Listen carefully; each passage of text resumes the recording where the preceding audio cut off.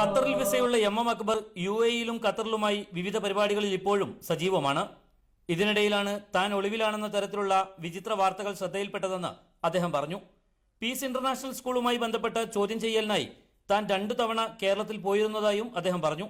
കഴിഞ്ഞ ദിവസം മലേഷ്യയിൽ നിന്ന് തിരിച്ചെത്തിയ അദ്ദേഹം ദോഹയിൽ മീഡിയ വണ്ണുമായി സംസാരിക്കുകയായിരുന്നു. സ്വാഭാവികമായിട്ട് എന്റെ ജോലിക്ക് വേണ്ടി ഞാൻ ഖത്തറിലേക്ക് തിരിച്ചു വന്നതാണ്. അതല്ലാതെ ഒരു ഒളിച്ചു കിടക്കലോ മറ്റുണ്ടായിട്ടില്ല. അതിനെയാണ് നമ്മൾ മാധ്യമങ്ങളിലൂടെ അവിടെ റെയ്ഡ് നടന്നതായും ഞാൻ രക്ഷപ്പെട്ടതായുമെല്ലാമായി നമ്മൾ വായിച്ചു. ഇസ്ലാം പേടിയുടെ വ്യാപനമാണിപ്പോൾ തനിക്കെതിരെയും പീസ് സ്കൂളിനെതിരെയുമുള്ള പ്രചാരണങ്ങളിലൂടെ നടക്കുന്നതെന്ന് അദ്ദേഹം പറഞ്ഞു.